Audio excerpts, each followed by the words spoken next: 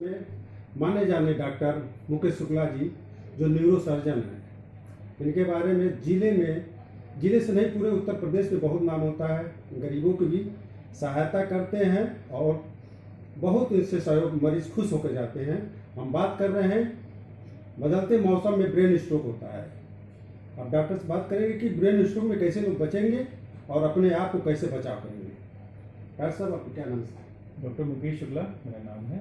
मैं neuro surgeon हूँ और RG neuro spine private limited के नाम से मेरा क्लिनिक है। तो ब्रेन स्ट्रोक, जैसा कि मैंने बताया कि ये दिमाग में खून की नसों में क्लॉटिंग या हेमरेज की वजह से होता है, जिसको ब्रॉड टर्म में हम स्ट्रोक कहते हैं जी। लेकिन ये स्ट्रोक दो तरीके का हो सकता है। इश्केमिक स्ट्रोक हो सकता है और हेमरेजिक स्ट्रोक हो सकता है। तो इश्केमिक स्ट्रोक को नॉर्मली हम लोग कहते हैं कि फालिज मार गई आम भाषा में, और हेमरेजिक स्ट्रोक होता है जिसको कहते हैं कि ब्रेन हेमरेज हो गया। तो दोनों ही स्ट्रोक के एक टाइप हैं और ये ज़्यादातर होता है कि इस जाड़ों में इसलिए ज़्यादा होता है क्योंकि हमारा जो बीपी है बहुत ज़्यादा फ्लक्चुएट करता है जाड़े में। सर, वो जैसे ग्रामीण क्षेत्र में लोग चक्कर भी मानते हैं, जैसे कमजोरी आ गया, उनको चक्कर आ गया, बहुत डॉक्टर कहते हैं चक्कर आ गया, उनको कमजोरी की दवा। ऐसे में क्या स्थितियाँ बनती है डॉक्टर की? देखिए, चक्कर आना भी एक स्ट्रोक का लक्षण है। चक्कर कई कारणों से आ सकता है। चक्कर आपको ब्रेन की दिक्कत से भी हो सकता है, कानों के अंदर जो हमारी कैनाल्स होती हैं उनकी वजह से भी हो सकता है, कई बार सर्वाइकल की प्रॉब्लम बहुत ज़्यादा हो जाती है, उससे भी चक्कर आ सकता है। तो चक्कर के कारण बहुत हैं। अगर चक्कर लगातार आ रहा है तो आपको डॉक्टर से मिलना है, उसको इवेल्युएट कराना है कि चक्कर क्यों आ रहा है और उसके अकॉर्डिंग उसका इलाज कराना है। सर, ब्रेन स्ट्रोक का क्या लक्षण है? ब्रेन स्ट्रोक का जो मेन लक्षण है कि जैसे मरीज को एक तो फेशियल ड्रूपिंग मिलेगी, उसका चेहरा टेढ़ा होगा या बोलने में दिक्कत होगी या निगलने में दिक्कत होगी। दूसरा क्या, आर्म में वीकनेस होगी, हाथ या पैर कमजोर होगा एक तरफ का, तो उसे तीसरा उसके बैलेंसिंग में दिक्कत हो सकती है, खाने में दिक्कत हो सकती है। कई बार बहुत ज़्यादा बड़ा स्ट्रोक होता है तो मरीज बेहोश भी हो सकता है। सर, इससे ठंडी पड़ती है, कुछ लोग टोपी लगा देते हैं, मफलर लगा के चलते हैं। ऐसी स्थिति में क्या ओपन अवस्था में जो सर हो तो वैसे ब्रेन स्ट्रोक का चांस अधिक रहता है कि नहीं रहता है? देखिए, जो जाड़ों में ब्रेन स्ट्रोक ज़्यादा होने का मेन कारण है कि हमारा जो इन्वायरमेंट है उसमें ह्यूमिडिटी बढ़ जाती है और टेम्परेचर चेंज बहुत ज़्यादा होता है। उस टेम्परेचर चेंज की वजह से, ह्यूमिडिटी की वजह से हमारा ब्लड प्रेशर बहुत ज़्यादा सूट करता है, जिससे कि स्ट्रोक होने के चांसेस ज़्यादा होते हैं।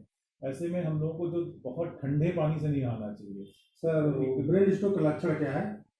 ब्रेन स्ट्रोक के लक्षण में जैसे मैंने आपको बताया कि फेशियल ड्रूपिंग होगी, उसका मरीज का चेहरा टेढ़ा लगेगा, उसको बोलने में दिक्कत होगी, उसको खाना खाने में निगलने में दिक्कत होगी, हाथ या पैरों में कमजोरी होगी और सही से बैलेंस नहीं होगा मरीज का। कई बार मरीज को देखने में भी दिक्कत हो सकती है और ज़्यादा बड़ा स्ट्रोक होने की वजह से मरीज कई बार बेहोश भी हो सकता है, कोमाटोज हो सकता है। इसका प्राइमरी जैसे घरेलू उपचार क्या है या डॉक्टर के पास कितने समय में पहुंच कर उपचार कराएं?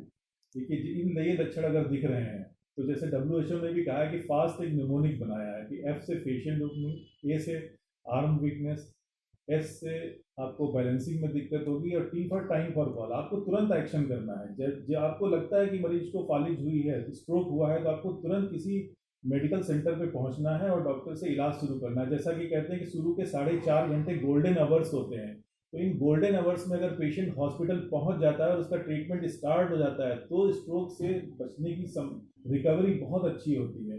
तो गोल्डन रूल का पालन करना है, 4.5 घंटे के अंदर आपको हॉस्पिटल पहुंचना है। सर, ब्रेन स्ट्रोक की जांचें, मुख्य जांचें क्या होती हैं? देखिए, ब्रेन स्ट्रोक अगर हुआ है तो जो एक प्राइमरी जांच है वो सीटी स्कैन है। सीटी स्कैन से हमें ये पता चलता है कि हमारा इस्केमिक स्ट्रोक है या हेमरेजिक स्ट्रोक है, मतलब हमें इस्केमिक स्ट्रोक हुआ है या ब्रेन हेमरेज हुआ है। दोनों का ट्रीटमेंट अलग है, दोनों की ट्रीटमेंट प्रोटोकॉल्स अलग अलग हैं। तो सीटी स्कैन इसकी एक इनिशियल जांच है, बाकी शुगर, बीपी और वाइटल मॉनिटरिंग होती है।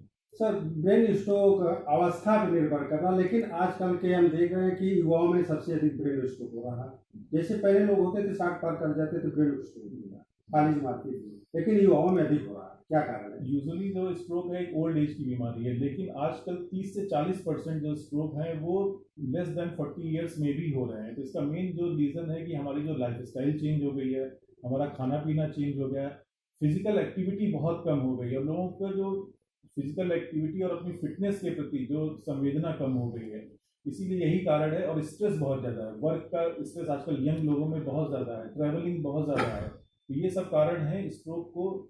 और स्मोकिंग और एल्कोहलिज्म बहुत ज़्यादा बढ़ गया है, इसकी वजह से यंग्स में स्ट्रोक बढ़ रहे हैं। आप देख रहे थे गोरखपुर से मुकेश शुक्ला जी, जो माने जाने डॉक्टर हैं। आप देखते रहिए भारत 24 अपने सहयोगी ओमकार शुक्ला के साथ, गोरखपुर।